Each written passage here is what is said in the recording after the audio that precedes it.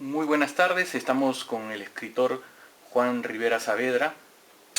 Para todos los que conocen el trabajo y obra de Juan Rivera, es el escritor más prolífico, dramaturgo de América Latina, con 217 obras.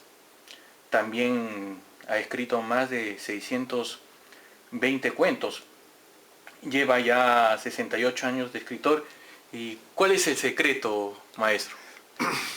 Bueno, creo que el secreto me lo enseñó mi papá. ¿Ya?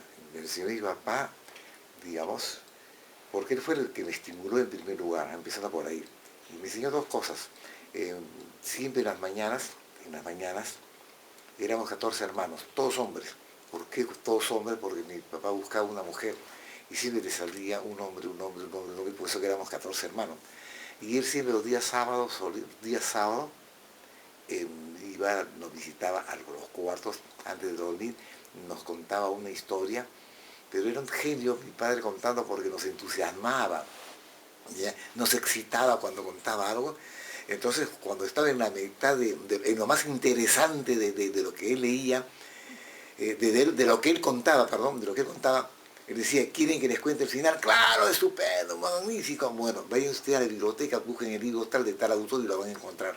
Entonces, nos desesperamos, 14, qué señor, nos empujamos porque queríamos leer el libro, pero mis hermanos confieso de que eran muy egoístas porque tener que agarrar el libro, lo leía y decía, ¿y en qué termina lo que contó papá? Léelo tú, y para lo guardaba. Entonces, todos nunca contaban el final, querían que uno lea, y eso fue lo que nos estimuló para escribir. Pero también creo que es importante decir de que nos enseñó a no perder energías, desgastarnos. Y yo le decía, papá, yo te he escuchado cómo respondes muchas veces ante ataques que se te hace o preguntas comprometedoras, y qué bien sales tú olímpico. Y entonces me dice, mira, yo no soy el único, porque uno de ellos, te lo digo, fue Tomás Moro. Si tú lees la biografía de Tomás, lees la biografía de Tomás Moro, cómo respondía él, era un genio el tipo, era un genio simplemente con el silencio. Pero yo tengo otra forma, yo no discuto. Ese es y esto lo he aprendido porque seguramente que tú habrás tenido también alguna oportunidad de leer algo al respecto. Nos contaba la historia de un periodista ruso, perdón, de un periodista norteamericano que estaba desesperado por tener el premio Pulitzer de periodismo, y leyó en los diarios de que se enteró de que un hombre había cumplido 140 años en Rusia. Entonces dijo, caramba, si yo hago un señor reportaje de ese caballero, me pueden dar el premio Pulitzer. Y viajó a Rusia. Y cuando llega a Rusia le preguntan a él, él le dice, él te pregunta, ¿dónde puede encontrar al señor fulano de tal? Me he enterado que ha cumplido 140 años. Ah, ya está en su trabajo. ¿Cómo que en su trabajo? Entonces tiene 140 años. Entonces, entonces le dice, busquen en su trabajo. ¿Dónde trabaja? Trabaja en el campo y trabaja. Entonces se va al campo y encuentra a un señor, efectivamente, le enseñaron que era él. Entonces, y lo veía que estaba con su lámpara, cavando la tierra y echando semillitas. Entonces se acerca y le dice, perdón, ¿usted es el señor fulano de tal? Sí, dice. ¿Usted es el que ha cumplido 140 años? Sí, dice. ¿Y usted está trabajando? Sí, sí, usted me ve que estoy trabajando. Le obliga el partido, qué sé yo, la política, trabajar hasta que el día que se muera. Lo queda mirando y le dice, ¿usted nunca ha trabajado? Si yo no estoy cansado. Cuando esté cansado dejaré de trabajar. Pero ¿cómo llegó usted a los 140 años? Muy sencillo, dice, yo no discuto. Bueno, es una fórmula, pero a lo mejor usted digamos, supongo que tomarán determinadas pastillas, vitaminas, alimentos, etcétera. Algo tiene que ver, una vitamina que usted lo mantenga fuerte. Seguramente. Y agarró pala y siguió trabajando. El tipo no discute. ¿Para qué me voy a...? Entonces, al final llegaba yo a la conclusión, ¿no? ¿Qué saco con discutir con un fanático? Yo no lo voy a convencer a un fanático. de ninguna manera, sea político, sea, digamos, un tipo que ama, así, cree en las religiones, digamos, o un fanático de fútbol, de deporte, yo voy a salir, ¿para qué discuto? Me desgasto, no, simplemente yo expongo una idea y se acabó.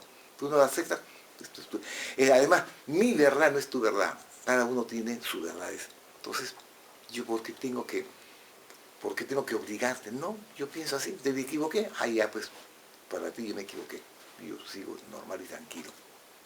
Así que ese es el secreto. Por eso es que yo no discuto.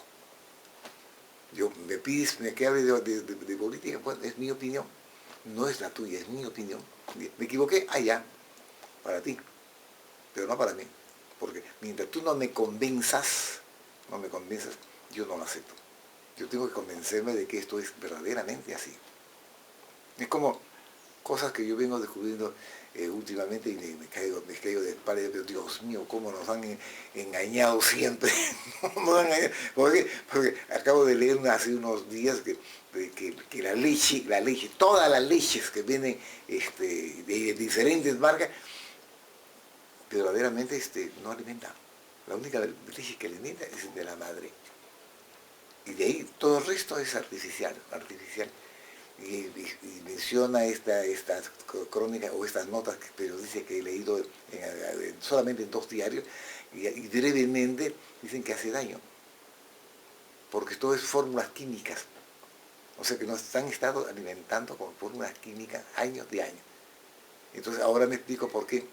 Porque he estado en el hospital, no, claro, 2 meses y tuve la suerte de que me vieron, en verdad, 5 especialistas, 4 eran médicos y 1 era doctor.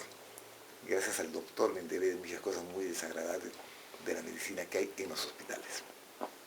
Mire, y profesor, ¿podría explicarnos cómo logra usted hacer un viaje a Argentina para estudiar dibujo antes de ser escritor? ¿Podríamos contarnos su experiencia con Quino, con Prat?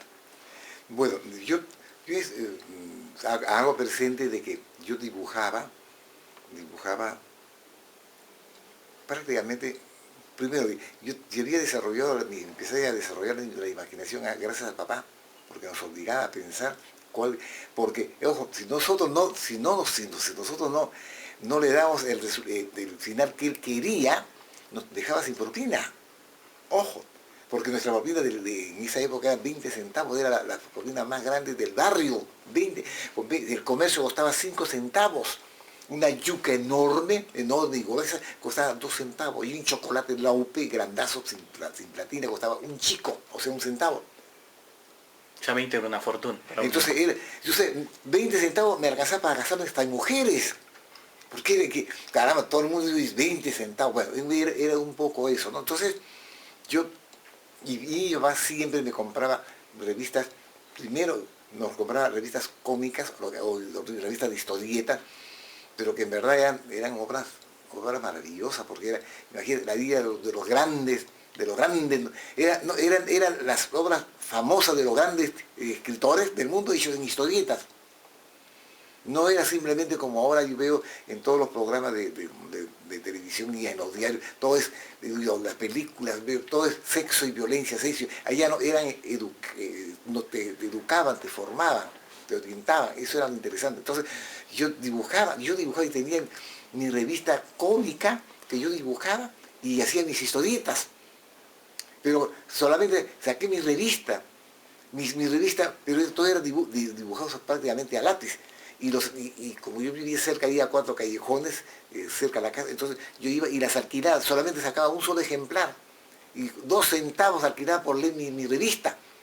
Entonces yo estaba estimulado y cuando tuve que estudiar, cuando decidí qué carrera seguir, claro, que me parece que yo tiraba más para dibujante y por eso que entré a la Escuela de Bellas Artes. La Escuela de Bellas Artes, pues en el primer año solamente tenía que copiar era naturaleza muerta, que es esta estatuilla, esta banca, qué sé yo, este florero, esta flor, o sea, todo. Entonces yo decía, si yo lo puedo dibujar esto, ¿para qué? Yo estoy perdiendo un año y decido retirarme. Cuando yo me retiro es que es porque empiezan a llegar al Perú, llegan, digamos, a través de Argentina, claro, llegan las lecciones de Alex Raymond, el autor de Jin de la Jungla, el autor de Rick Kirby, famosas historietas, y él su método era genial, y yo empecé yo a estudiar justamente con Alex Raymond cuando viene la guerra y automáticamente la guerra prohibió el ingreso de esta serie, y en Argentina es que surge digamos, una escuela muy parecida a la Escuela Norteamericana de Arte, que es la Escuela Panamericana de Arte. Entonces yo corrí automáticamente y me fui a inscribirme para estudiar en la Escuela Panamericana, y ahí fue que fue mi contacto, porque entre los profesores estaban nada menos que Hugo Pratt, estaba Salinas, que era otro de los grandes, pero no solamente eso, también habían otros grandes, y estaba nada menos que el mártir y el héroe, y sé yo, de los grandes guionistas, que era Héctor Oesterheld. ¿Y por qué digo mártir? Porque sus historias eran tan geniales, y siempre tenían un contenido político que cuando cae Perón y entra Videla, prácticamente, como él se había tirado y había demostrado de que era un tipo con pensamiento de izquierdista, ya, entonces simplemente lo desaparecieron y nunca más se supo de él. Uno de los últimos libros que él publicó fue el A de Che de Guevara, ¿no? Ese fue uno de los últimos, pero casi, es más, todas las grandes series de historietas, eran escritas por Héctor Oesterheld. La revista Hora Cero era también de Héctor Oesterheld. El Eternauta también, de historieta, también era. Pero de ahí se solía reunir en un café que quedaba en la Avenida Mayo, junto al Correo Central, a un correo, y había un café y ahí nos reuníamos, y ahí fue donde conocí a Quino.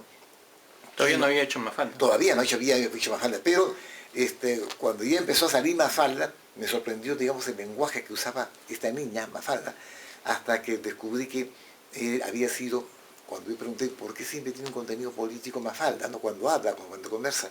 Entonces me entero de que él primero pertenecía al Partido Socialista, ¿no? de Argentina, y después llegó a ser secretario general. Y por eso es que su línea política siempre a través de sus dibujos y su denuncia que hace en todos sus... y tengo la suerte de tener, creo que 8 o 10 libros de Quino, y siempre se ve ahí el contenido social, político, ¿no? de este extraordinario dibujante. Y claro que Hugo Pratt, como profesor, me desilusionó, porque él no sabía enseñar. No tenía docencia. No tenía docencia, pues entonces no sabía, pero sí, uno decía, oye, dibuja un caballo, en un minuto dibujaba el caballo. O sea, él era más práctico, me hacía recordar a un profesor de química, que nosotros le decíamos, bueno, se llamaba René Noriega, pero en el Colegio de Guadalupe, pero lo conocían por el Loco Noriega, porque él decía, yo sé que no todos ustedes van a entender lo que yo voy a hablar cuando hablo de fórmula. Entonces, simplemente él enseñaba práctica. Y yo decía, yo agarro, mezclo este polvito acá, mezclo,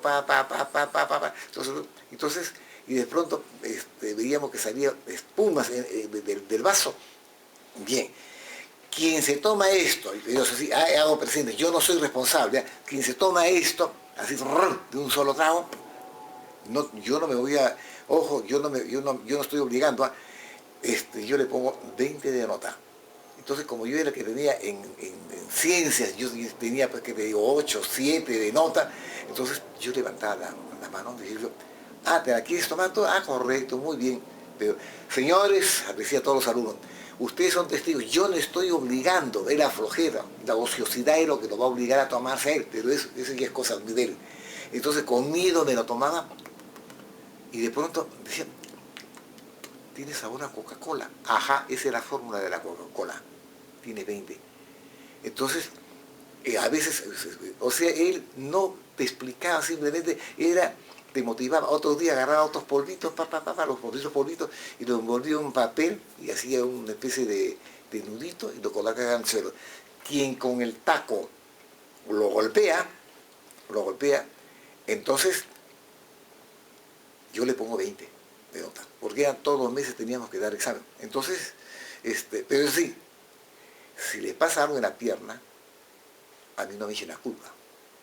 Ojo, es decir, había algún ocioso, un vago que por acá, que la quiere darse la varita, que quiere usted que lo demuestren, entonces, yo tengo me han vuelto a jalar, entonces yo, ¿tú qué? Ya, a ver, correcto. Y con miedo golpeaba, ¡pram! Y un olor, digo, señores, bueno, acabo de inventar el pedo. ¿Qué cosa es el pedo? Ácido sulfúrico con esto, mezclado con esto, por aquí, eso es. Entonces él nos enseñaba con prácticas y no con teorías. Y ahora que está hablando del Colegio Guadalupe, en esa época, ¿qué diferencia los profesores que eran realmente maestros, verdad? Así es, exactamente. Cuento, mucha gente ignora de que los grandes maestros que tuvo Guadalupe se debió justamente a que los maestros de la Universidad Mayor de San Marcos, por sus ideas políticas, cerraron y votaron a todos los maestros.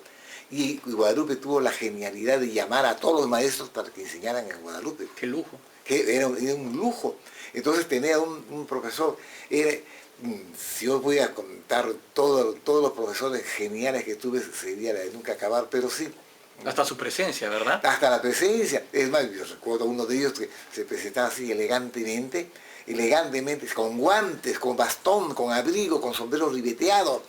Y entraba con una elegancia, entraba al salón, miraba al alumno y con una elegancia se quitaba los guantes y ahí los colocaba en un sitio, nunca sin dejar de mirar al alumno, se sacaba el abrigo y ¡pac! Lo colgaba, el domingo que su sombrerito y todo, y hasta para abrirse el saco era gracioso porque se desabrochaba un botón, la mitad del ala del saco lo hacía un costado, metía la mano al bolsillo, jalaba la silla, siempre mirando al alumno, sacaba su pañuelo y sacudía el polvo que podría tener la silla.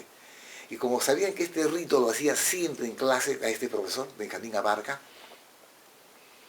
un día nunca falta, yo no, pero nunca falta un tipo que agarró y dijo, observen lo que hace, correcto. Y entonces en la silla le dibujó un pene con la tiza. Entonces, cuando él vino y regresó, hizo lo mismo, se sacó los guantes y se saca el pañuelo y sin mirar al alumno, sin dejar de mirar al alumno, jala la silla y cuando mira el pene, exclama, ¡oh! ¡Qué hermoso chorizo para el maricón que lo hizo! Y todos pegaron la carcajada y él agarró y ahí se soltó y él dijo, ¿ustedes creen que porque uno es elegante es homosexual es maricón? Y toda una cátedra sobre la conducta de cada quien. Entonces nos enseñaba, no solamente, no para aprendernos un texto de memoria, sino para vivir. Eso era lo importante. Y bueno, y cada profesor era genial, eran todos los profesores.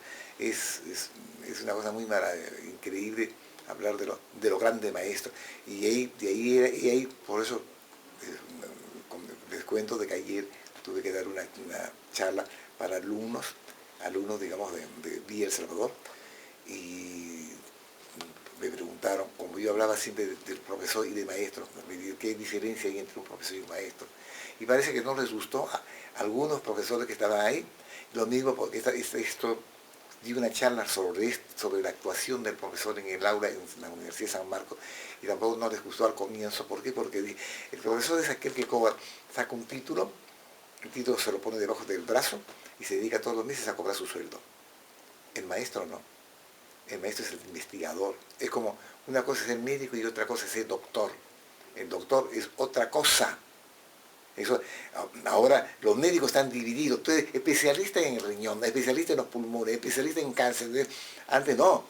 eran clínicos, eran verdaderos doctores, o sea, y pongo la anécdota porque esto no fue lo que nos enseñó, entre otros, mi padre, entre otros, mi hermano tenía un don muy especial, él era médico, mi hermano, tanto es así que fue médico médico de cabecera de un presidente del Perú. Cuando entraba un cliente al consultorio, tome usted asiento y tome usted asiento. Usted tiene tal enfermedad, ¿verdad? Pero doctor, si usted no me ha preguntado ni mi nombre, usted no me ha hablado de qué es lo que sufro. No, pero usted tiene tal enfermedad. Bueno, sí, yo tengo tal enfermedad. ¿Ven? Entonces usted tiene que, lo voy a curar, pero tiene usted que tomar tales medicamentos. Pero doctor, y si no es eso, bueno, si usted quiere, hágase tales análisis, hágase tales radiografías, vaya cuando trae y vamos a ver. Cuando lo hacía regresar, que le dije, usted tiene tal enfermedad. ¿Cómo lo supo? Muy sencillo. Yo me di cuenta que usted tenía tal enfermedad cuando usted entró. Lo vi cómo entró. Le vi el color de la piel. Le vi cómo manejaba los brazos, cómo caminaba. Ah, tiene problemas en la columna, no tiene problemas. Y cuando usted tomó asiento, yo lo vi. ¿Y usted tiene tal enfermedad? Pero sí, el color de la piel, sí, tiene manchas. Yo lo estaba observando. Yo no necesitaba hacerle preguntas. Entonces, hay una gran diferencia entre lo que es un clínico, un doctor, a un médico. Como es una gran diferencia entre un profesor y un maestro. Y justamente mi padre me decía, no crea que es fácil ser maestro. A Jesús le costó la cruz. Y no hablemos de los grandes filósofos.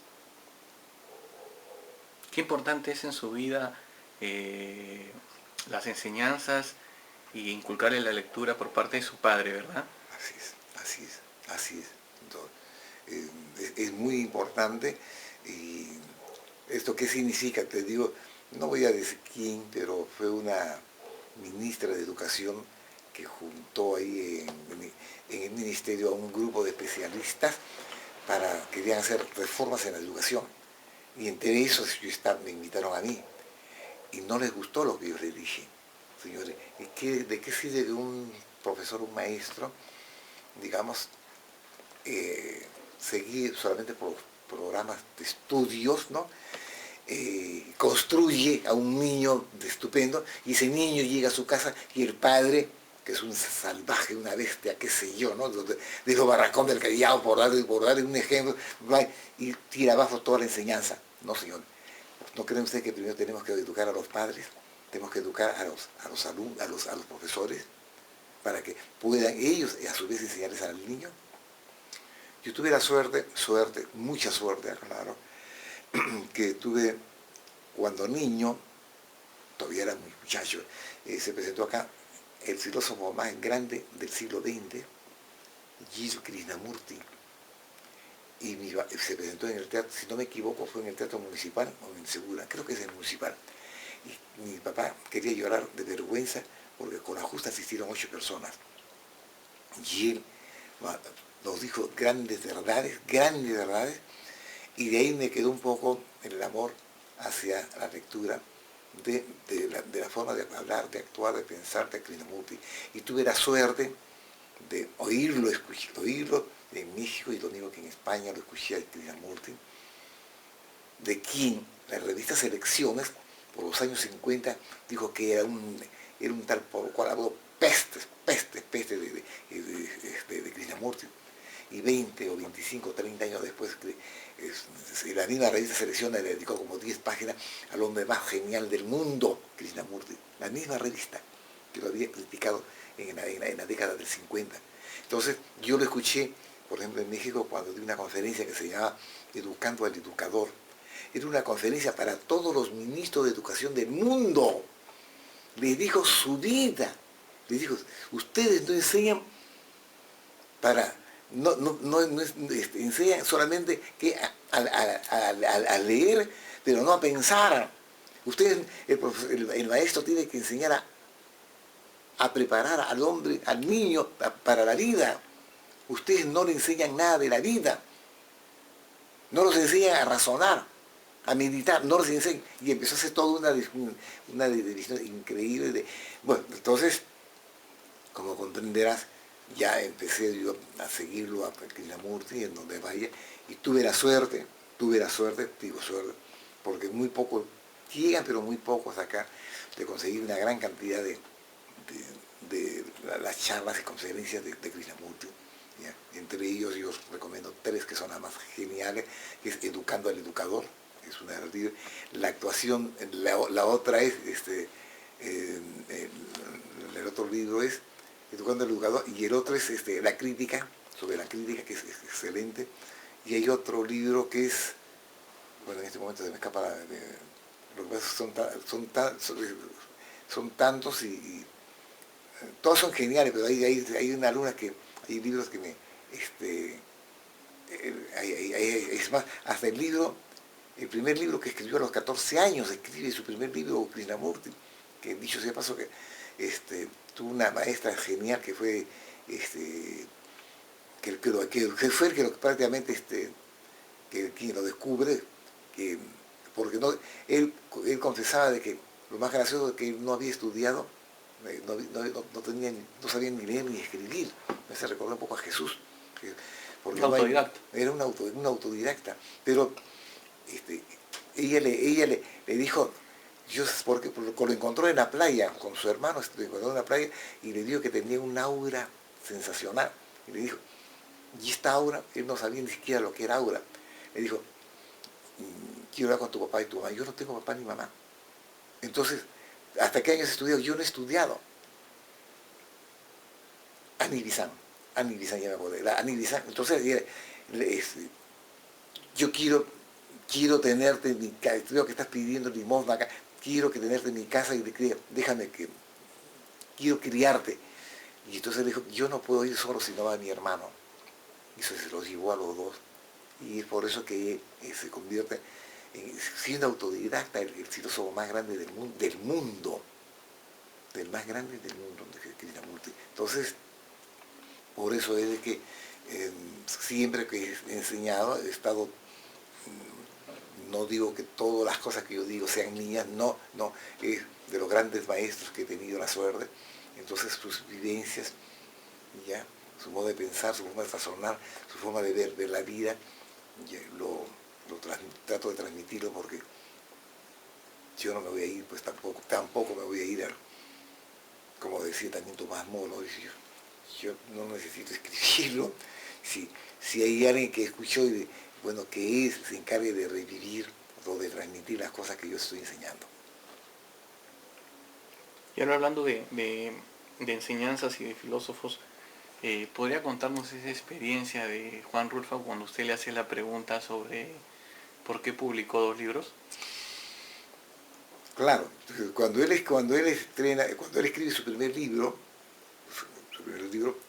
él me dice, yo le pregunté, ¿por qué no ha vuelto a escribir más que dos novelas famosas? Entonces, es que yo escribí el primer libro y me dieron el Premio Nacional de Literatura de México, lo cual me emocionó, caramba, pero saco el segundo libro y resulta que han tenido que inventar un nuevo premio porque ya me habían dado, pues es como una cosa que el Ministerio de Cultura me dé el premio máximo y de pronto otra cosa es que el premio del presidente de la República.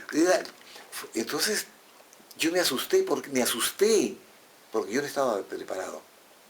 Yo no he estado preparado y pensé de que si yo sacaba un tercer libro iba a ser mortal, me iban a criticar hasta más no poder, y yo no quise que sucediera eso, en verdad. Entonces, por eso es que decidí, digamos, ante esta frustración mi duda, entonces decidí sacar una revista que se llama Cuento, el Cuento, en la que ha durado muchos años, hasta que murió prácticamente Juan Rulfo. Cuentos fabulosos. Pero cuentos fabulosos, con unas ilustraciones maravillosas, que la gente se peleaba. Yo he tenido la suerte de estar en México y he tenido la suerte de conseguir por lo menos, aunque sea 10 ejemplares, 10 o 12 ejemplares de la revista esta del cuento. Que he querido en muchas oportunidades hacer una cosa acá en el Perú, pero desgraciadamente he contado con unos diputados, senadores, congresistas, que no les interesa la cultura en absoluto. Y lo digo, digamos, con pruebas. Que es un problema Entonces es de necesidad. ¿Es por qué? Porque nuestra ley dice que cualquiera puede ser presidente de la República. Eso sí es insólito, eso es lo más absurdo que he visto del mundo. O sea que viene un mendigo, puede ser mendigo. ¿Por qué? Porque todo el mundo lo escoge a él y se acabó. Por eso tenemos los congresistas. Entonces, que tenemos. es cuando yo he conversado, no con uno, habré conversado con 20, 30 o 40 congresistas en varios periodos, me he encontrado con una pared enfrente. Es más, con la persona que menos, es increíble, con la persona que menos, digamos, votos recibiría si en una elección en este momento, fue la que más ayudó en el Congreso, me refiero a Susy Díaz. Susy Díaz todo el mundo la conoce porque que es una coqueta, anda media desnuda, claro, y se burlan de Susy Díaz. Pero cuando ella fue congresista, yo fui con un proyecto, yo era director de la Escuela Nacional de Arte Dramático, y fui a hablé con todos los congresistas, y todos me cerraron la puerta. Yo quería ayuda, ¿por qué? Porque el presupuesto de la Escuela de Arte Nacional Superior de Arte Dramático era bajísimo. Y yo necesitábamos, por decir, computadora, necesitamos filmadoras, grabadoras, etcétera, etcétera. Y nadie, esta movilidad, todos me dijeron que no. Y hasta que no faltó uno que me dijo, ¿por qué no hablas con la señora Susy Díaz? Susy Díaz, dije, ¿qué pierdes? Tiene razón, porque estoy juzgando antes de tiempo. Claro. Entonces fui a hablar con ella y le dije, ¿qué necesita? Yo sé de que en aduana hay todas las cosas que vienen de contrabando y que se las retiren. ¿Por qué? Porque no pagaron el impuesto y qué sé yo. Quisiera tener algunas cosas para la escuela. Y me dijo, encantado, tal día nos vamos a reunir. Entonces, cuando hemos ido a la aduana, era un corralón inmenso, era que habían carros, camionetas, y todos los aparatos ahí por haber. Y me sorprendió mucho de encontrar, digamos, que entre la gente que había ido a pedir, como yo, a mendigar, habían monjas, curas, bomberos, también estaban ahí metidos, y gente que habían ido a pedirle un favor. Entonces cuando apareció Susy Díaz, entró como siempre, media calata, bien pintarrajeada, y yo estaba sentado al lado de las monjas, y escuché hablar nada bueno de ella, pero mire, ¿qué es? Parece una... ¿no? Y cuando terminó, ella dijo, bueno, todos los que están reunidos eran como cerca de 100 personas. Bien, y ustedes van a escoger lo que quieren, yo se los voy a dar. Y más, si lo han hecho por escrito, estupendo, con eso lo vamos a... Entonces, pero yo me levanté a agradecerle. Yo le dije, bueno, a nombre de la Escuela de Arte Dramático quiero agradecerle porque yo he pedido esto, estoy mendigando esto, ¿por qué? Porque el presupuesto es muy bajo. Entonces ella se ha bajado, fue la única persona que le agradeció. Ella miró al resto y nadie dijo esa palabra, es mía. Entonces me agarró del brazo y me llevó al campo, digo, síganos. Y me dijo, ¿qué quieres? Y yo escogí. Me dijo, ¿tiene movilidad? No. Agarró, por favor, un ómnibus para que cargue el señor. Me llevó.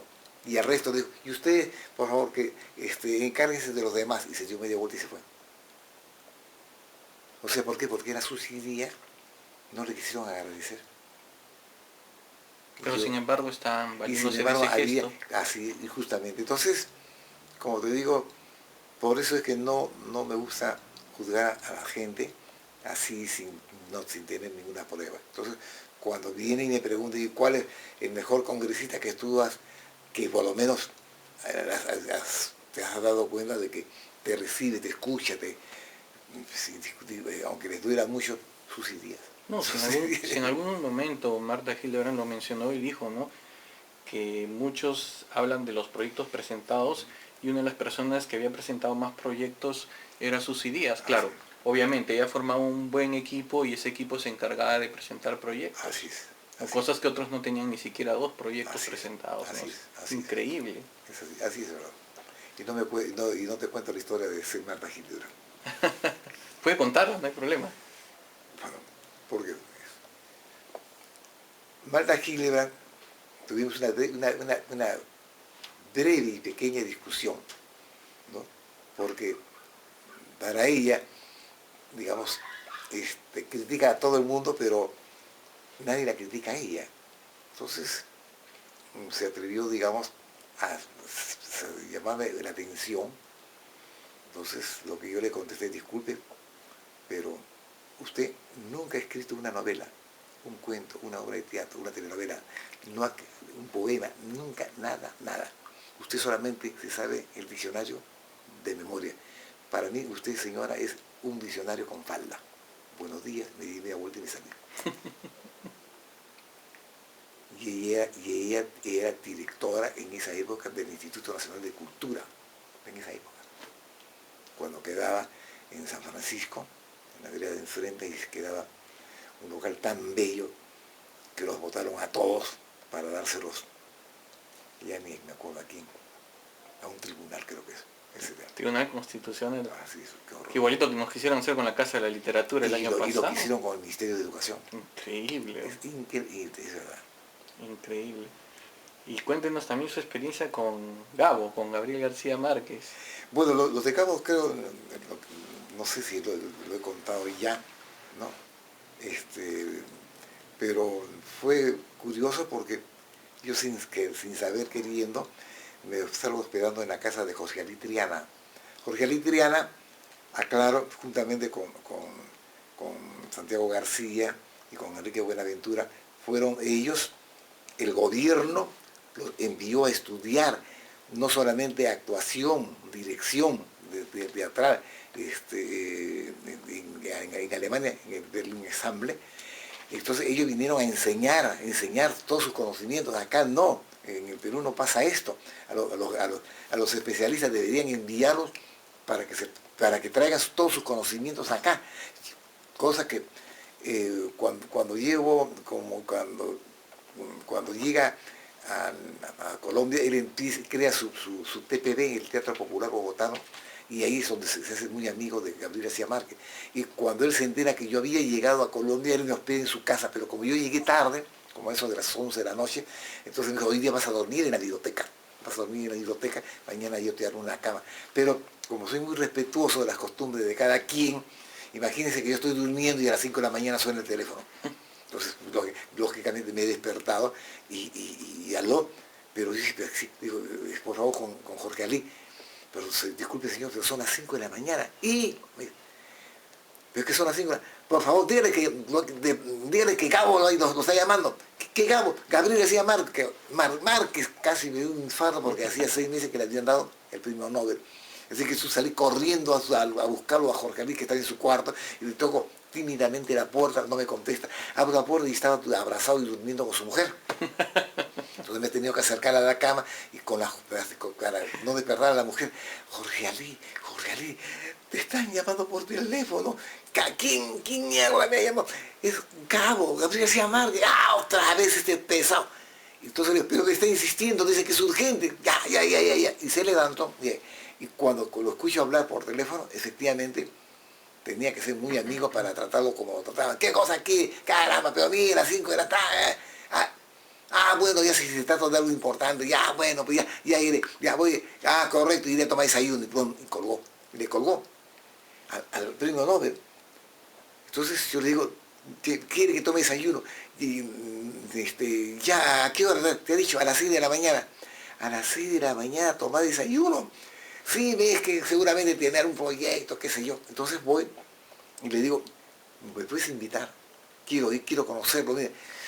No te va a dejar hablar porque habla hasta por los codos. Entonces, por favor, llévame. Entonces fue, efectivamente. Pero yo creí que me iba a recibir Gabriel García Márquez, pues, premio Nobel, ya era premio Nobel de literatura, con sus ternos, su corbata bien peinado, con sus zapatos, qué sé yo.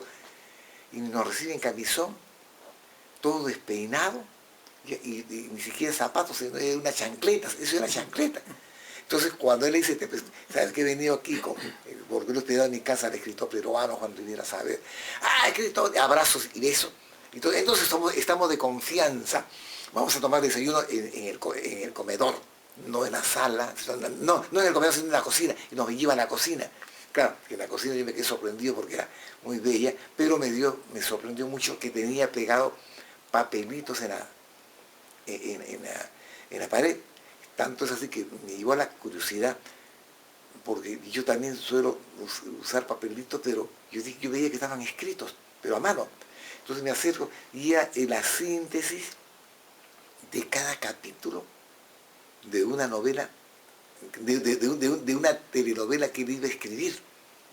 Entonces yo también hago lo mismo, sin saber que había, y bueno, y sin saber tampoco que Ernesto Gémico hacía lo mismo en Cuba, pero lo que él decía era, ponía en una especie de calendario cuántas páginas tengo que escribir hoy día, y cuando él se iba de pesca y cuando él, digamos, tenía una reunión o se acostaba, ¿verdad?, y no llegaba a esa cantidad de páginas, por dar un ejemplo, yo tengo que escribir 25 páginas, y si al otro día había escrito 2 páginas, decía, debo tanto, y al otro día ya no eran 25, eran 25 más los que faltaban para ponerse al día. O sea, él mismo era su propio juez. Entonces, cuando yo leo, esto lo hacía Hemingway, pero Gabriel García Márquez no, Gabriel García Márquez era la síntesis, pero yo leí el final de la síntesis de este capítulo, dice, qué genial es esto. ¿Por qué? Porque y ahora sé cómo se puede empalmar, cosa que no me sucedió cuando trabajaba en Panamericana Televisión, porque ahí prácticamente me estafaron, me engañaron. Claro, con la serie Gamboa. No, fue en el diario Pablo Marcos. Imagínate que tú escribas 10 capítulos, cada capítulo terminaba en algo interesante para que el público vea el capítulo siguiente. Enganche. Entonces, yo había escrito 10 capítulos, por ejemplo, y eran 120, claro, 120 la telenovela. Yo había escrito 10 capítulos, y ¿qué es lo que hacía Panamericana? Me pagaba por 10 capítulos, pero él filmaba 20. Entonces nunca mis capítulos terminaban donde tenían que terminar. Nunca terminaban donde tenían que terminar. Entonces no había el amarre que yo había hecho. Claro. Entonces, bueno, pero me estafaron, sí, me estafaron porque en Gamboa fue otra historia. Pero terminemos con lo de Gabriel García Márquez. Entonces, cuando voy a leer esto, entonces escucho la conversación y era interesante porque fíjense cómo discuten la parte económica, que es interesante, y cuál fue mi pelea con Panamericana. Le dice, mira, me han pedido que escriba una telenovela, ¿ya? Pero la telenovela todavía no está escrita y ya la compraron 3 países en Europa. Sí. Todavía no está escrita. Entonces he dicho que quiero que tú me la escribas, que tú la dirijas. Entonces le digo, ¿para qué canal? Tal canal. No quiero saber nada con ese canal. ¿Pero por qué? Me van a querer imponer a sus actores. No, señor. Yo lo hago con la condición de que traigan mis actores, los que yo formé, o sea, los del TPB, del Teatro Popular Bogotá. Eso quiero, importante. No me interesa. Entonces le digo, tendría que consultar. No te va a aceptar, déjame. Entonces, para esto era a las 6 de la mañana, 6:15, llamó al dueño del canal y le dijo, oye, ¿sabe qué? Hay un problema. Yo lo haría de mucho gusto, pero Jorge Ali dice de que tú le quieres imponer y él no quiere trabajar con tus actores, sino con los de él. Que parece que le dijo que sí. Ya, correcto, ya, bien, tú vas a traer tus actores. No quiero que se meta en nada se va a meter, correcto, bien. ¿Cuánto me vas a cobrar? Ya, entonces le dice, no sé, depende, que no sé cuánto. Ya, correcto. Porque yo necesito saber cuánto vas a cobrarme tú, Jorge Ali. Me dice, porque de acuerdo a eso yo no voy a cobrar igual, yo tengo que cobrar más. Entonces tú dime cuánto vas a cobrar tú. Entonces, como todavía tenía sus dudas, agarra, saca su chequera, Gabriel García Márquez, hace la chequera, lo firma y le dice, toma, dime, cuando tú pongas la cantidad, yo lo llamo y le digo, yo voy a cobrarte tanto, ya, correcto. Entonces, ¿y cuál era esa telenovela? Era, la telenovela la novela fue El amor en tiempo del cólera. El amor en tiempo del cólera no era novela, era telenovela. Pero imagínense ustedes lo increíble, cuando se enteraron de que iba a ser telenovela, salió una editorial en Europa, salió una editorial y dijo, señor, si lo escribes en novela yo te pago tanto. Cosa que el canal no iba a pagar esa cantidad. Y entonces él decide hacer a un lado la telenovela y publica la novela El amor en tiempos del cólera. El amor en tiempos del cólera. Entonces, bien, le digo esto porque cuando yo llego a Panamericana y en Panamericana me piden que escriba X cosas, yo le dije que yo iba, ellos me dijeron que me iban a pagar tanto. Entonces le dije, Genaro me dice que hable con el contador. Entonces cuando fui frente al contador, el contador dijo, acá todos le pagamos una cantidad igual. Así que usted va a ganar un momentito, le dije antes de que le diga la cantidad. Quiero que usted sepa algo, ya. Si usted me dice una cantidad es porque es lo máximo que ustedes pueden dar, ¿no es verdad? ¿No es cierto? Sí, así es. Bueno, pero si usted me dice una cantidad y a mí no me convence, yo me levanto y me voy. ¿Pero por qué? ¿Lo podemos discutir?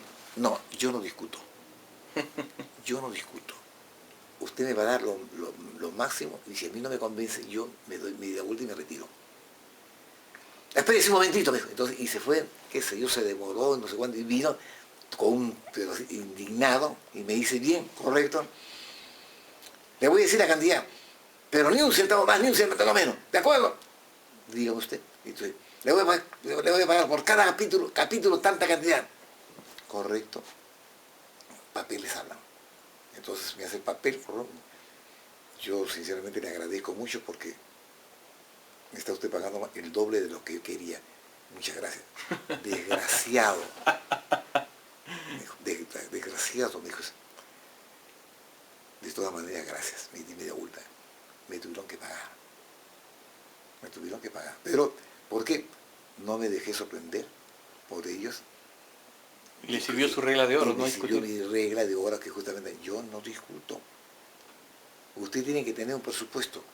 Y ustedes saben cuánto van a pagar.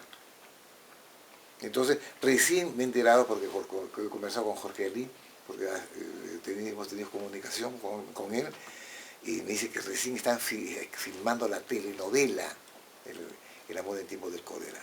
Recién están filmando la telenovela. Pero primero fue novela. Novela. ¿Y su experiencia con Cortázar? Cortázar, en verdad, tiene dos etapas él. Yo creo que lo admiré cuando él escribía a lo argentino. ¿Por qué? Porque me identifiqué mucho con él, en verdad, pero cuando escribía intelectualmente, a veces chocábamos en ese sentido. Pero lo que más me llamó la atención a mí, yo estaba un día en un café en Cuba y lo vi pasar, y la verdad que me chocó porque era un anciano. Qué cosa más increíble, ¿eh? Y resulta de que me hice el comentario, me dijo, depende de su estado anímico. Entonces cuando él fue a dar una charla, que fui a verlo, y apareció él, casi me caigo de espalda, era muchachito. Entonces he ido a acercarme y decirle, pero si yo te he visto pasar en la mañana que eras un anciano, ¿cómo es que ahora te veo joven? Es que me estimulan. El hecho que tú me digas que voy a dar una conferencia, yo me estimulo.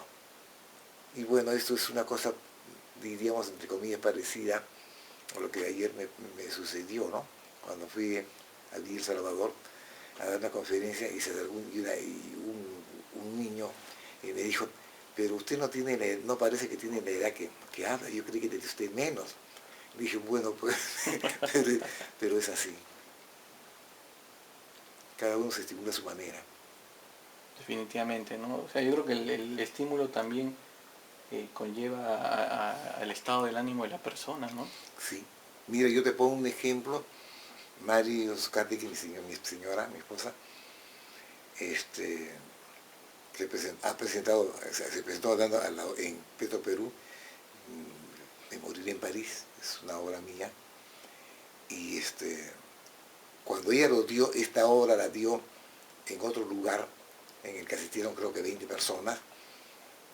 Yo la vi a ella, digamos, terrible. No dio lo que ella quería dar, pero cuando yo veo, se presenta en Petro Perú, eran 292 personas sentadas y había gente parada y mucha gente que no llegó a entrar. Ella sale de escena y sintió la energía Claro, de la energía gente que positiva. estaba ahí y se emocionó tanto, caramba, que termina el espectáculo y el público se puso de pie a aplaudir, a rabiar, a rabiar. Entonces yo le digo, ¿y qué te pasó?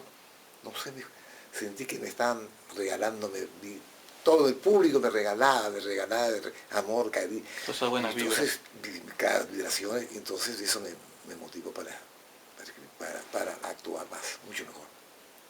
Ya estábamos ahorita antes que hablando de la serie Gamboa, ¿no?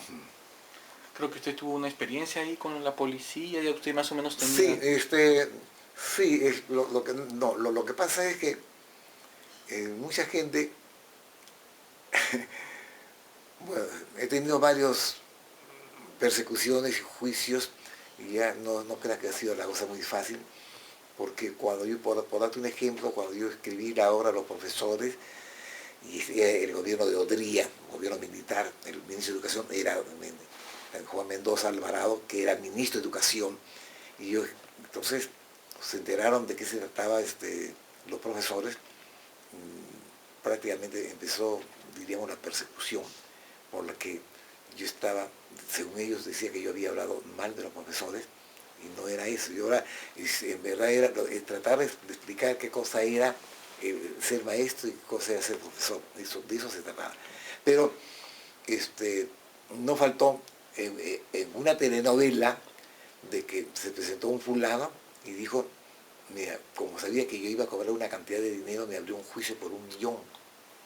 Estoy hablando, fíjate, de esa época, claro. 1.000.000, cuánta plata era, me abría un juicio por 1.000.000, pero ¿por qué? Porque porque yo lo había usado a él como un personaje en la novela, en la telenovela. Entonces, cuando fuimos a juicio, tuve la suerte de contar con un abogado genial que me decía, ¿y ahora cómo nos defendemos? Entonces yo le di la pista al abogado y el abogado usó digamos, mi estrategia la usó él para la defensa. ¿Y cuál fue la defensa? Que lo convenció al juez a tal extremo que al final el juez dijo, usted dice que se llama, por darles un ejemplo, José García. José García Godos, aclaró él. Correcto, bien. Entonces, el personaje se llama José García. No se apellida Godos. Pero soy yo, correcto. Es profesor como yo, correcto. Pero acá el señor Rivera dice que este profesor, José García, era un ladrón. Explotaba a los alumnos, le sacaba plata. Usted es un ladrón. No soy ladrón. Correcto. Y él dice que era homosexual. Usted es homosexual. No soy homosexual. Entonces, usted es José García, pero no es José García Godo. Usted no es ladrón. Usted no es homosexual, entonces no es usted personaje. Lo siento que usted perdió el juicio. Y perdió el juicio. Entonces quisieron agarrarme por ese lado y no pusieron. Cuando yo escribo el libro, justamente que tienes ahorita en la mano, Oprimido y Exprimido, tuve toda una discusión, una pelea. ¿Por qué? Porque lo iba a editar una universidad. Y en la universidad, no crea que el rector, fue muy fácil convencerlo al rector. Claro, porque estamos hablando de una universidad de las Fuerzas Armadas, ¿no? Claro, entonces, ¿qué pasó? Que además todo lo consulta el rector, todo lo consulta. Y entonces juntó ahí a todos sus decanos y vieron prácticamente la mitad que dijeron van a tener problemas. Pero hubo un decano que agarró y dijo, no señor, no. ¿Por qué? Porque en este libro hay, si bien es cierto que hay 20 cuentos contra las Fuerzas Armadas, también hay contra los terroristas, contra el terrorismo. Así que no. Entonces, con mi temor se publica el libro, pero curiosamente sale el libro y a los 15 días me llaman por teléfono una noche. Contesta mi señora y me dice que lo había llamado el general fulano de tal. Entonces me comunica y me dice, señor Rivera, queremos invitarlo a una cena en mi casa para hablar sobre su último libro. Entonces Yo dije, ay, qué emocionante, qué interesante, pero cuando le dije, ¿y dónde queda la edición? No, no, no, usted no va a esperar lo que viene a ser Javier Prado, frente a lo que hoy día es Ministerio de Cultura, era el Ministerio del Museo de la Nación, me espera en esa esquina y un señor, un carro negro, lo va a recoger. Entonces mi señora indiscutiblemente pegó el grito al cielo, dijo, Claro. ¿estás tú loco? ¿Cómo vas a ir? Y yo me voy a quedar con la curiosidad, yo tengo que ir. Pero no, no, yo tengo que ir, tengo que ir. Pero no se le cruzó por la mente Entonces que yo de repente dije, era no, un no, ajuste de cuentas. entonces, y efectivamente, claro, que cuando yo estuve en esa esquina que me había dicho, veo para una limusina, casi me caigo de espalda porque nunca había visto, sí lo había visto desde lejos, pero cuando subí, que era una casa, porque tenía televisión, teléfono, todo tenía, bar, todo tenía, y para esto, pero yo no le veía la cara al chofer, porque era una luna negra. Mira. Él sí me veía, pero yo no lo veía. O sea, si era cierta esta historia que contaban que se reunió con 25 generales. Entonces, cuando llego, eran 25 generales los que me estaban recibiendo y es decir, no me miraban con tan buenos ojos. Claro. Entonces, cuando yo vi la casa tan elegante, dije, no, no me van a traer aquí para matarme, de una manera. Al máximo será una llamada de atención o meterme preso, pero más allá no. Pero cuando vi aparecer a las esposas con el libro, entonces ya me volvió el alma al cuerpo. ¿Por qué? Porque me decía, señor Rivera, dígame, en este cuento, este fulano es mi esposo, ¿no es cierto? Perdón, yo a su esposo, ¿quién es su esposo? Yo ni lo conozco, nunca lo he visto. Salió la otra, venga. Entonces te dije, perdón, creo que aquí hay una confusión. Entonces ahí fue donde me explicó una de ellas, una de las esposas, me dijo que su esposo no había leído, su esposo no leen. Los generales no leen. Y las esposas estaban asociando con las esposas sí leen. Y lo asociaron con sus esposos. No, pero este es mi marido, no, pero este es el mío. Entonces, no, le dije, perdone, pero yo no. Entonces tendrían que aparecer aquí los terroristas y también decir, este terrorista soy yo. No, no es así, no ha sido así. Claro. Entonces, pero todos eran generales de brigada. Y al fondo había uno que nunca se puso de pie, y era general de división. Y cuando terminó, se paró el general de división y me dijo, permítame saludarlo, yo soy el general Clemente Noel, al que se le asocia con los crímenes. Los crímenes, claro. Los crímenes. Entonces me dijo, después de la cena, me dijo, ¿tendría usted la amabilidad de ir a mi casa? Yo le invito a tomar un café para conversar. Me encantaría conversar con usted. Y como comprenderán, mi señora se opuso. Yo quiero escuchar qué cosa es lo que me va a decir Clemente Noel. Y en su casa me demostró que él era el hombre más bueno del mundo, incluso con su mujer, con sus hijos, qué sé yo. Y así emocionado me dijo, si usted ha leído el par del novelista Mario Vargas Llosa, ¿ya? Y de periodista, se me escapa el nombre, se me escapa el nombre ahorita, verá usted de que yo no soy el criminal que usted habla. Yo quisiera que usted también, en una próxima crónica que usted escriba, se dé cuenta de que yo no he matado a nadie.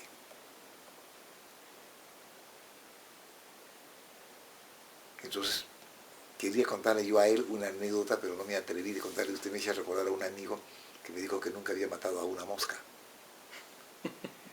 Pero resulta de que yo no sabía la agilidad que tenía este amigo, que pasó una mosca cerca de él y ¡pam!, la agarró en el aire. Le sacó las alas y la puso en el suelo. Y yo dije, ¿por qué haces eso? Para que se vaya a pie a su casa. Muchas veces hacemos daño sin darnos cuenta y otras veces dándonos cuenta. Claro, daños colaterales, ¿no? Entonces, hay muchas formas. No, y ese libro, Oprimidos y Exprimidos, donde hay cuentos y relatos, es fabuloso. Bueno, pero esto es porque... Y que es un extracto, ¿verdad? Porque me imagino que le habrán pedido una selección en el 2003 para este libro. Mira, te digo, día que hablas de selección, me obligas tú a hablar de otra cosa, pero sobre lo mismo. Yo suelo usar mi diario personal. Y como soy un observador profesional, cuando veo algo que me motiva, ¡pac!, lo pongo en mi diario. Lo pongo si el dato puede ser 2 renglones, yo a veces lo hago en 8 o 10 renglones, pero un día en un café conversando con mi amigo del alma, aunque tengo ya varios, ¿no? Pero no muchos, no tengo más de 5, Osvaldo Reynoso, se puso a leer mi diario y me dice, oye, ¿por qué no publicas estos cuentos? Entonces le dije, perdón, no son cuentos, son el argumento para una novela que pienso escribir, que todavía no sé. Y me dice, tú estás loco, reúnelos todos. Y dije, pero son proyectos, son ideas. Entonces, dame tú esto. Y él, yo tenía como cerca de, por decirte, 200 o 300 ideas, y él hizo una selección de 124, y dijo, estos son cuentos cortos, no son ideas, públicalos. Y ahí prácticamente casi me convenció para publicarlo. Y entonces nos pusimos a discutir qué obra, cómo se llamaría el libro. Pero antes yo le conté, le dije, mira, esta idea se la conté a fulano de tal, y me dijo que no sirve, bótala. Y como tú ves, abajo dice, lo ha leído fulano de tal, y dijo que no sirve, que lo botara. Y la leyó, me encanta, y me dijo también, no sirve, trabaja, o tenías que trabajado mucho, no sé cuánto. Publica sus nombres. Jódelos. Porque son cuentos que no se han convertido en novela, es otra cosa. Entonces me hizo una selección. Y cuando empezamos a discutir el título del libro, fue increíble porque salieron una serie de títulos y al final se me ocurrió decirle, mira, pero en verdad, según los que leyeron esta síntesis de estos cuentos que tú le llamas, me dijeron que eran, la verdad que son cuentos inútiles. Entonces, ¿por qué no publicas tú? Me dice, he leído cuentos inútiles, o ideas inútiles. Entonces, pero yo tendría que tener una motivación. Y empecé a conversar y al final le digo, mira, se me acaba de ocurrir, le digo a Osvaldo, se me acaba de ocurrir. Imagínate un planeta en la que van todas las ideas inútiles de los grandes pensadores, de los grandes filósofos, científicos del mundo, todas las ideas que la tiraron al tacho. Y tú llegas y te encuentras con todas las inútiles, con todas esas ideas, ¿no? Entonces, como una denuncia de que tú no puedes, así como tú no puedes juzgar a una persona solamente porque te lo han presentado, ¿por qué tú puedes agarrar y decir, esta idea no vale? Cuando yo leo ese cuento tan pequeñito de Saramago, que dice, y cuando despertó el dinosaurio estaba ahí. De Monterroso. Perdón, Monterroso. Yo he dado hasta una charla completa solamente de todo lo que me dice este cuento de Monterroso. Monterroso, cuando él dice, y cuando despertó, el dinosaurio estaba... Quiere decir que él conocía al dinosaurio, que el dinosaurio lo conocía a él. ¿Por qué le tiene miedo? ¿Qué le hizo el dinosaurio? O el dinosaurio qué le hizo a él para que le tenga miedo? ¿Qué hizo él? ¿Qué daño hizo él en su vida? Salen 1000 conjeturas. Entonces salen 1000 conjeturas. Entonces, y solamente son 2 o 3 renglones. ¿Por qué juzga a la gente? Claro. Por las apariencias. Es el microcuento más famoso. Entonces, lógicamente, prácticamente Monterroso me iba, digamos, me inspira, me motiva para que yo escriba por lo menos 3, 4, 5, 10, 20 cuentos cortos, y entre ellos, diríamos, los que están en las ideas inútiles, ¿no? que fueron borradores de cuentos, borradores de novela, borradores de telenovela, están seleccionadas, claro, están motivadas, pero todavía no están. Ahora, me dice mucha gente, me dice, tú que has viajado tanto por América, Europa, incluso parte de Asia, ¿por qué no escribes tu vida? Porque me cuentas cada cosa en cada lugar. Y yo le he contestado, no tengo tiempo para escribir mi vida, pero sí. Y además, no tengo tiempo para agrandar o desarrollar todas las ideas estas. claro. Entonces, por eso que no escribo en mi vida, pero en algunas charlas, conferencias, sí voy compartiendo, digamos, las experiencias vividas, ¿no? Eso es lo que hago muchas veces. Por eso que tengo como cerca de 20 conferencias y me paran invitando a diferentes países para que hable sobre tales temas, ¿no? El otro día, sin ir muy lejos, hablé sobre, solamente cerca de 2 horas, sobre, ustedes no saben observar, yo soy un observador, y le hablé sobre la observación casi 2 horas, y se quedaron sorprendidos de todas las cosas que dije. Y además, quería contar una anécdota de lo que es el peruano. El peruano es muy acomplejado. Yo nunca quise visitar Estados Unidos, nunca quise visitar por la política de ellos, aclaro. Pero fue un amigo, que radicado en Estados Unidos, que me dijo, mira, estaba radicado en Estados Unidos, me dijo, por favor, yo te lo pido, ven acá para que des una charla o cosas por el estilo. Y entonces, la pregunta que me hice como peruano acomplejado fue, si Estados Unidos es un país desarrollado, ¿qué les puede enseñar un país subdesarrollado? Esa fue la primera pregunta que me hice. Y de pronto, yo mismo me empecé a observar yo mismo, y dije, ¿y a mí qué me importa? Claro. ¿Por qué yo no hago lo que yo sé? Entonces decidí agarrar, ir, presentarme y decir lo que me diera gana. La sorpresa mía fue encontrarme que habían cerca de 182 escritores del mundo. Yo era uno más. Entonces, cuando me tocó hablar, la verdad que me sorprendió,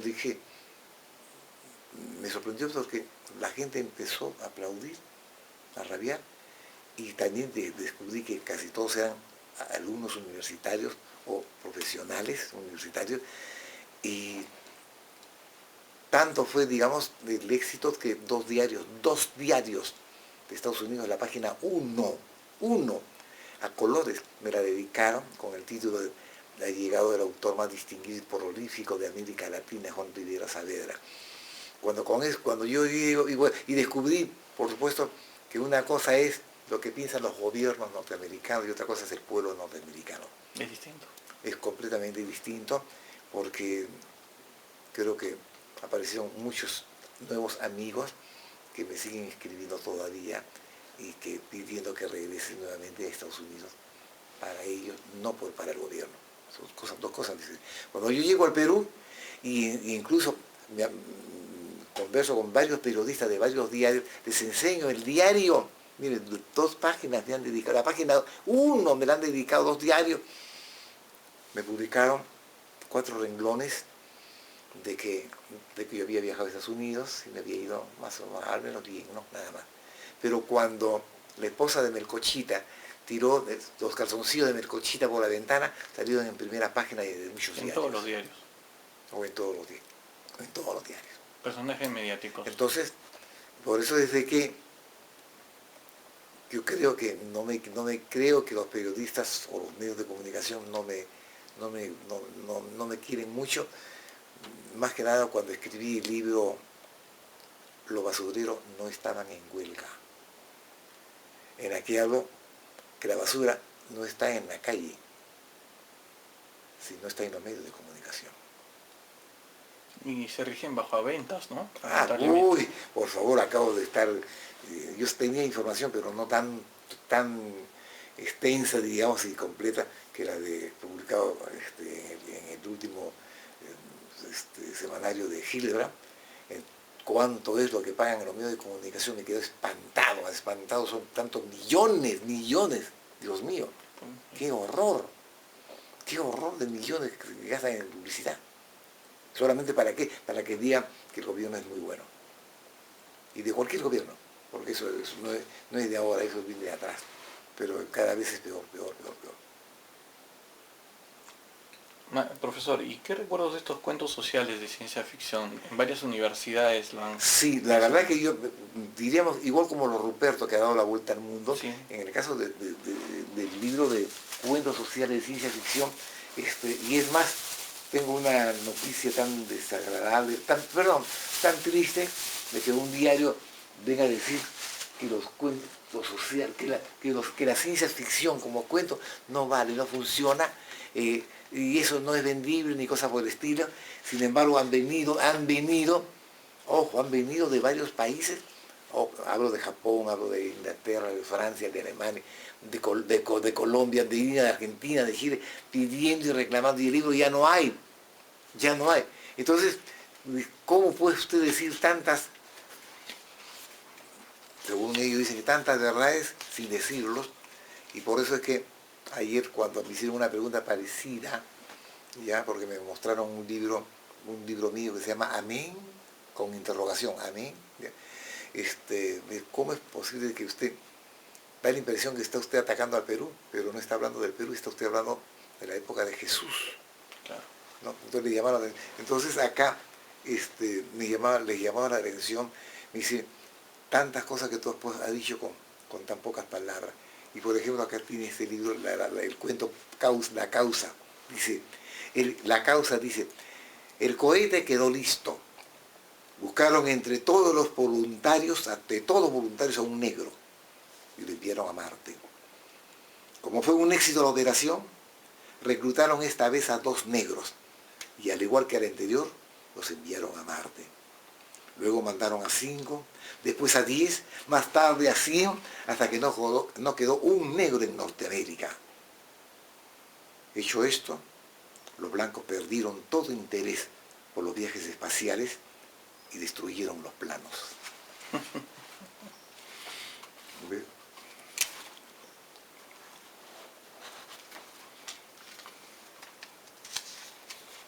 Y este cuento, que también fue una argentina, me dice, yo en todas las universidades yo leo este cuento que se llama Los Explotadores. Señores, el pueblo se está muriendo de hambre, están callados y esto es peligroso, dijo un millonario mientras enroscaba su largo bigote de alimiano. El día menos pensado se van a rebelar, nos van a quitar todo y acabarán con nuestras familias. ¡Cierto!, dijo otro millonario. Entonces hay que hacer algo, intervino nerviosamente un tercer millonario. No podemos quedarnos con los brazos cruzados. Sí, tenemos que hacer algo. Pero no se me ocurre nada, dijo el segundo. Pues a mí sí, dijo con aire de suficiencia el primero. ¡Habla! ¡Sí, habla! Tengo la fórmula perfecta para acabar con la pobreza y con nuestro temor. No nos irás a decir que distribuyendo nuestras riquezas, dijeron nosotros. Nada de eso, dijo el primero. Hizo una pausa. Anoche se me ocurrió mientras me duchaba. ¿Repartiendo las utilidades?, lo interrumpieron. No. Entonces, ¿cómo? Castrando a los pobres, castrando a los pobres, exclamaron en coro los otros. Sí, de esta manera la nueva generación serán hijos de millonarios. ¡Qué solución tan formidable!, gritaron todos. Empero, un cuarto millonario, que había permanecido al margen, intervino. Muy bien, pero ¿y quién trabajará por nosotros? Los demás se miraron en la cara en silencio. Finalmente, uno de ellos dijo desalentado, he ahí el problema. ¿Quién trabajará por nosotros? Entonces el primer millonario terminó por estallar. Estos hijos de puta siempre se salen con la suya. Siempre. Bueno. Bueno, ese es cuentos sociales de ciencia ficción. Y por supuesto que acá estoy mucho más jovencito, ¿no? Ya lo Cortázar ya. Pero... Y ahí hay 40 cuentos. Ojo. Y a raíz de este libro de cuentos sociales de ciencia ficción, de Editorial Horizonte, le quería yo preguntar, ¿es fácil escribir un texto coherente y ágil que sintetiza una historia? Sí, sí es factible. Sí es factible. Mira, te pongo un ejemplo, en la época de Fujimori. Fujimori tuvo la intención, a través del Ministerio de Educación, publicar un libro, digamos, de ecología. Entonces, se juntaron un equipo de especialistas en ecología y armaron un libro que el profesor tenía que aprendérselo de memoria para que el profesor a su vez se los enseñara a los alumnos. Entonces, ¿cuánto le pagarían a esos señores ecologistas? No lo sé, pero le hicieron el libro. Cuando una persona amiga, cercana al presidente de la República, me habló del asunto, me dijo, yo no sé si estoy equivocado o no, pero yo he leído el libro y no entendí nada. Porque es como si un médico te dijera, usted tiene, te revise si tiene usted cricacru. ¿Y qué cosa es eso? Bueno, en castellano sería gripe. Entonces, dijo, podría leer el libro, y yo leo el libro y no entendí casi nada, tuve que leerlo 2 veces o 3 veces. Entonces le dije, mira, esto lo van a leer los profesores y no van a entender nada. Entonces me pregunto, ¿qué va a enseñar el profesor? Yo te hago una contrapropuesta. ¿Cuál? Cada capítulo de este libro yo lo convierto en un cuento. Entonces es más fácil que el profesor enseñe ecología con un cuento, ¿ya? Y una breve 2 o 3 palabras sobre el capítulo de aquel libro que han hecho ustedes, y el alumno lo va a aprender. Entonces, lo curioso fue que yo hice el libro El huevo de Colón, sobre el aborto. Es una gallina que se presenta a la Corte Suprema en Salamanca, en los tribunales de Salamanca. Una gallina va a denunciar a Colón porque es el primer abortista del mundo, porque la gallina dice, agarró el huevo donde estaba mi hijo y para demostrar que la tierra era redonda, lo rompió. El tribunal de Salamanca le acusó a la gallina de terrorista. Entonces, cuando vieron que yo había transformado todos los capítulos, de ese libro de ecología, los había convertido en cuentos, dijeron que no había plata.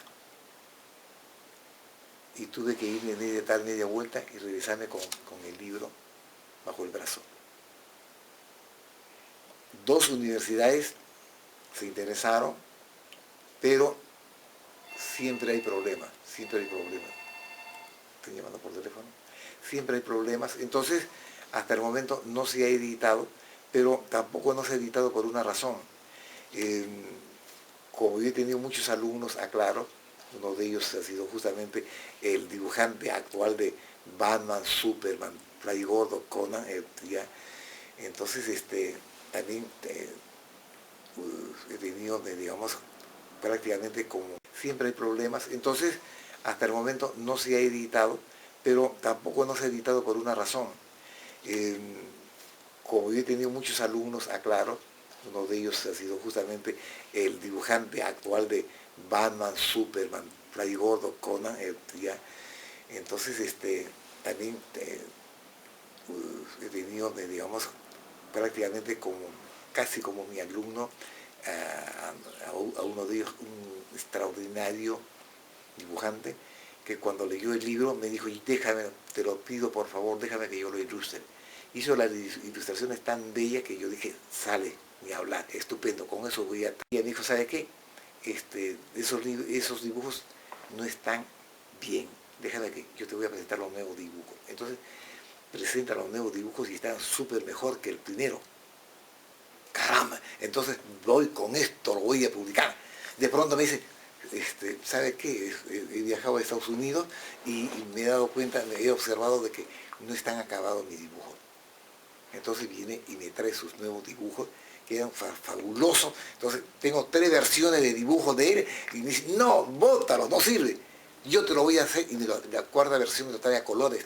La verdad que era increíble, porque imagínense ustedes, por dar un ejemplo del dibujo, imagínense una cola de personas que están esperando, digamos, el ómnibus que llegue, y pasa un perro, y uno de la cola va y dice, hola perro.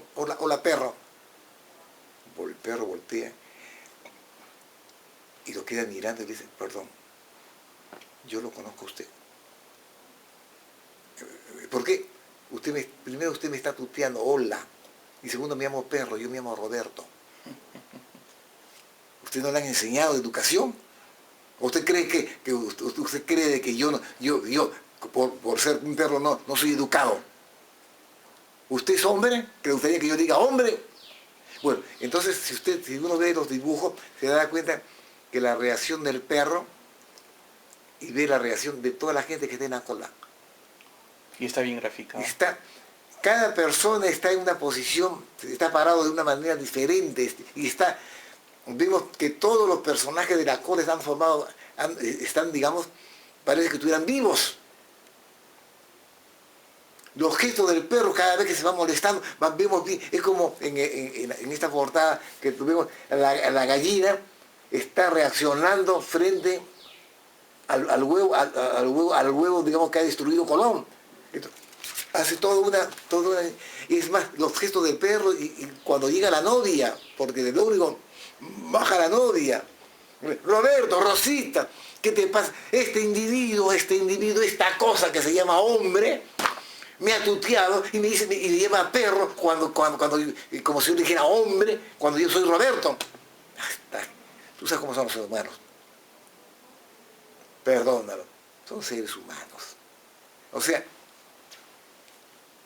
mira, en televisión me hicieron una entrevista respecto, digamos, a este libro que todavía no sale, no está publicado todavía. Y le llamó la atención dos cosas. ¿Por qué? Porque hice un análisis, ¿quién compra un libro para cuentos a un niño? Es el papá. Entonces, ¿y qué pasa si yo escribo un cuento para el papá y un cuento para el hijo? O sea, este libro tiene un cuento para el papá y un cuento para el hijo y un cuentito para el papá. Entonces, y eso fue lo que les llamó la atención. Por darte un ejemplo, sí, es para el papá, ¿no? ¿Qué es un vegetariano, papi? A ver, hijo, ¿cómo te explico? Escucha, un señor que no come carne, aunque no tenga mucho dinero. El vegetariano es el hombre que come carne, aunque no tenga mucho dinero. ¿Y qué culpa tienen las plantas, papi? ¿Qué culpa? Bueno, es así,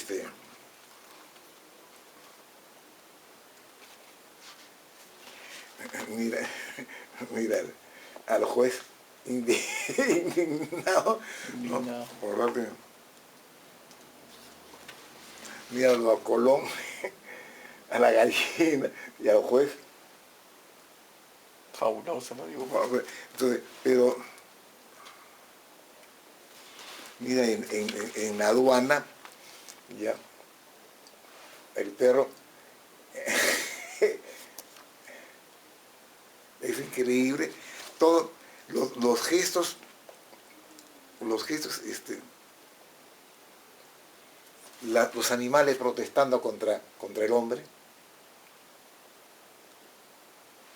bueno, etcétera, ¿no? Fabuloso.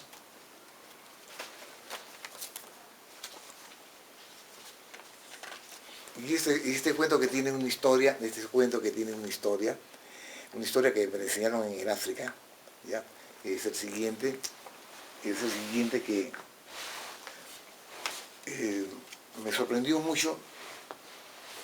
Se me ocurrió hacer vi ahí un hombre que estaba abrazando un árbol, ¿no? Y no era la primera vez, y eran 2 o 3 veces que veía eso. Y un día conversando sobre la salud, yo le conté, digamos, qué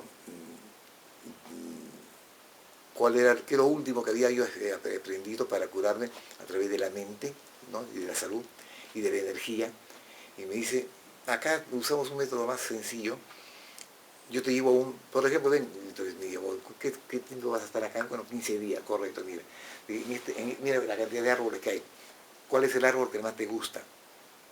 Entonces, claro que cuando justamente ayer fui a los olivares y vi árboles tan bellos, que quería tomarle fotografías a los árboles, porque era como para hacer una exposición de los caprichos, el arte de este árbol de tener, se vestía en forma diferente, y yo veía mujeres, ángeles, 20.000 cosas veía ahí a través de la forma de los árboles. Entonces me dice, mira, ya escogiste uno, este me gusta, correcto. Todas las mañanas a la misma hora, todos los días a la misma hora, abraza al árbol. No vas a sentir nada el primer día, seguramente. Segundo día, quizás, tercer día, pero te aseguro que el cuarto, quinto día vas a sentir la energía del árbol y te va a curar. Indiscutiblemente el primer día yo me puse a conversar con el árbol, no sentí nada. El segundo día tuve la sensación de que algo pasaba, pero el tercer día sentí de que me estaba reconfortando. Entonces, a partir de ese momento yo me dediqué todos los días a la misma hora, yo trataba de ir, trataba más o menos a la misma hora a abrazar. Por supuesto que nadie me decía nada. Ayer he estado en los olivares, justamente dando una vuelta con mi señora, y yo le decía, este árbol me gusta, me encanta, su forma, me dice mucho esta forma, ¿no? Y me daba risa porque a veces un árbol tiene rama y cada rama ha sacado su florcita. Qué cosa tan bello. Entonces, creo que me motivó cuando, fíjate, de esa época se me motivó de que por qué no escribís algo sobre ecología, ¿no? Entonces, y por eso fue que saqué el libro El huevo de Colón. Yo puse el huevo de Colón, ¿no? Porque es el título que llama la atención, ¿no? Pero todos son cuentos ecológicos en este caso, ¿ya? Este libro le llamó la atención a, ¿cómo se llama?, a Osvaldo Reynoso, el punto, porque me dice, y él lo dijo en una que la tengo dicho sea grabado, me dijo, nunca había visto, yo he visto cuentos increíbles, pero nunca había visto un cuento abstracto. Y la primera vez que vi un cuento abstracto fue cuando Juan Rivera publicó un cuento abstracto. Y luego publicó un cuento gráfico. Jamás había visto un cuento gráfico, ¿no? Entonces me pongo a observar y efectivamente todos los signos de la máquina de escribir están aquí, ¿no? Que ahora, y todavía tiene hasta como un final, ¿no? Como un final, y Z, A, Q, X, S, W, C, D, E. Entonces, saber que dio un cuento gráfico me pegaba, y ahora ya la cosa llegó ya a su extremo Rivera cuando sacó un cuento abstracto, un cuento concreto. Entonces, como fue uno de sus primeros libros, yo dije que publicó, había publicado en revista, pero como libro era la primera vez que salía el libro Punto. Entonces, le dije, creo que aquí va a salir un buen cuentista peruano, ¿no? Y no me he equivocado, dijo, porque después sacó tales libros, y bueno, ¿no?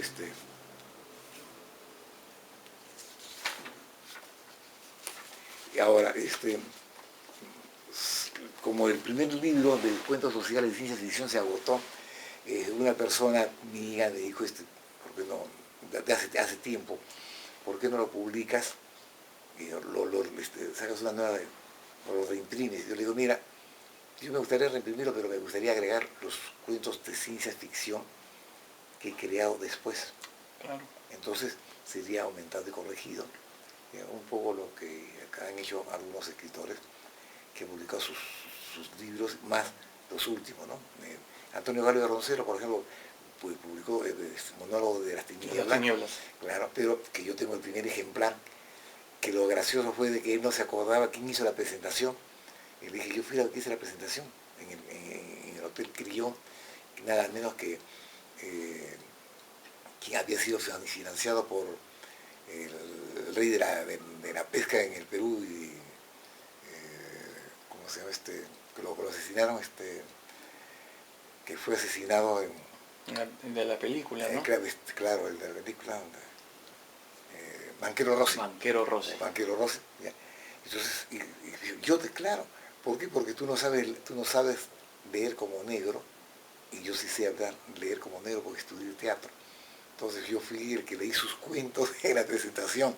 Tú fuiste, sí, yo fui el que presenté No recordaba. no recordaba, pero sacó una nueva edición, pero aumentando nuevos cuentos, ¿no? Y una cosa muy bella, y hay que tener mucha calidad humana, pues me llamó por teléfono Antonio, porque se enteró que había estado delicado de salud, y me dice, ¿te acuerdas que en el año 50 y tanto tú contaste, tomando un café, una historia, y después almorzando en otro sitio tal historia, y de acuerdo, bien, y después, 15 años después te pregunté si tú lo habías escrito y te dije que no? Entonces, bueno, yo ya los he escrito y lo he publicado en mi último libro de cuentos.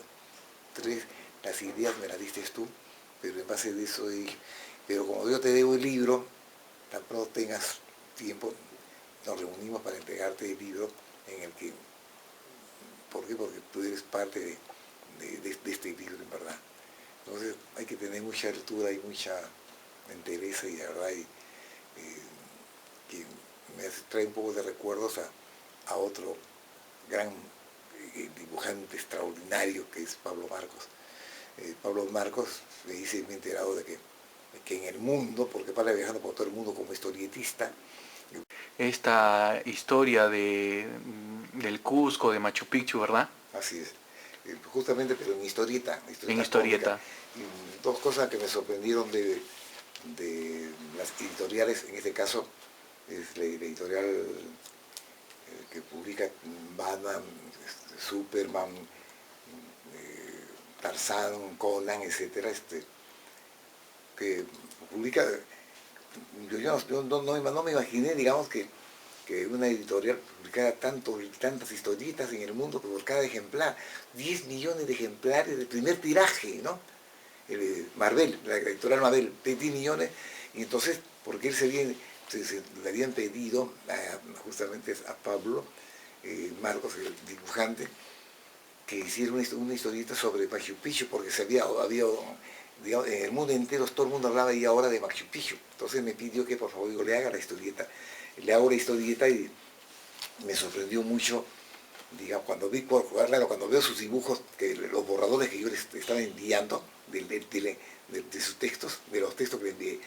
Me sorprendió, digamos, la humildad de él, porque me dice, primero me los envió a lápiz, luego me lo envió a tinta china, a tinta aguada, después me lo envía a colores, o sea, y me dice, corríjame maestro, porque sé que usted ha estudiado dibujo, pintura, dibujo. Entonces me sorprendió porque le hice algunas anotaciones o acotaciones. Digo, oye, mira, en primer lugar, los incas no usaban manga y tú le has puesto manga, eso llegaron con los españoles. Entonces él automáticamente empezó a corregir como se ve en sus dibujos, porque me ha enviado ya corregido.